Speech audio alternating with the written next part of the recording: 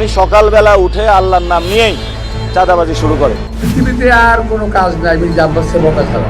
কিছু বললে বলে ছোট বাচ্চা, বেয়াদব। তো আপনি কত বড় হয়েছেন?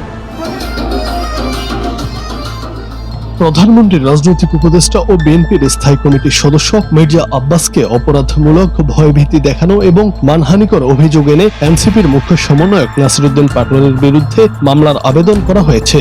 এরপর পাটোয়ারীকে আদালতে হাজির হতে সমন জারি করা হয়। ঢাকার মেট্রোপলিটন ম্যাজিস্ট্রেট মোহাম্মদ হাসান শাহাদাতের আদালত আজ এই আদেশ দেন।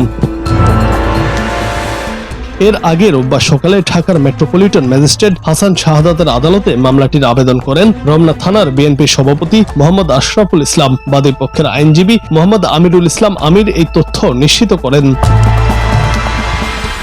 বাদী তার অভিযোগে বলেন, নাসিরউদ্দিন পাটোয়ারী গত ত্রয়োদশ সংসদ নির্বাচনে শাপলাকলি প্রতীক নিয়ে মির্জা আব্বাসের কাছে বিপুল ভোটে হেরে যান। নির্বাচনের সময় থেকে এই আসামি বিভিন্ন মিথ্যা ও মানহানিকর বক্তব্য দিয়ে আসছেন। নাসিরউদ্দিন পাটোয়ারী নির্বাচনে হেরে যাওয়ার পর আরো বেশি করে বিভিন্ন সামাজিক মাধ্যম ও অনলাইন পত্রিকার মাধ্যমে মিথ্যা মানহানিকর বক্তব্য এবং বিভিন্ন হুমকি দিয়ে আসছেন। সর্বশেষ গত 5 মার্চ সামাজিক মাধ্যম ফেসবুকে বাদী দেখেন পাটোয়ারীর মানহানিকর হুবহু বক্তব্য কয়েকটি অনলাইন নিউজ মিডিয়াতে এসেছে। বাংলাদেশ ক্রিমিনাল র্যাঙ্কিং এ নাম্বার 1 গডফাদার মির্জা আব্বাস এই বক্তব্যগুলো অত্যন্ত মানহানিকর ও নিন্দনীয় কাজ। এসব বক্তব্য সামাজিক মাধ্যম ফেসবুক ও ইউটিউবে ভাইরাল করে দিয়ে মির্জা আব্বাসের সম্মান ক্ষুণ্ণ করা হচ্ছে।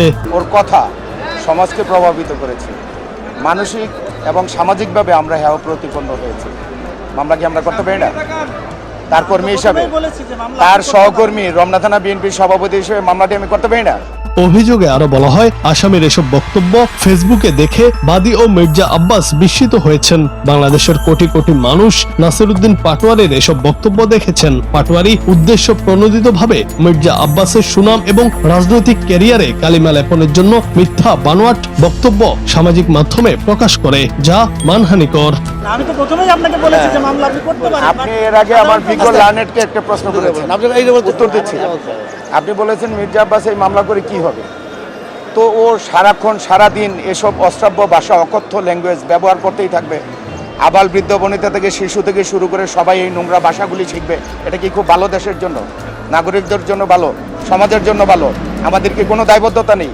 ওকে থামানোর জন্য আইন ছাড়া আমাদের কি উপায় থাকতে পারে বলেন তো আপনি? আইনের আশ্রয় ছাড়া আর কি উপায় থাকতে পারে? মারবো? মারামারি কাটাকাটি করা সেটা কি ভালো কাজ? সেটা করতাম আপনার বাসায়? আপনি যে প্রশ্ন করেছেন সেটা করতাম? সেটা তো করা উচিত নয় নাকি? আইনের আশ্রয় নেবে, এটাই তো স্বাভাবিক। দেখি আইন কি করে। জুনায়েদ আহমেদ, বাংলা টিভি।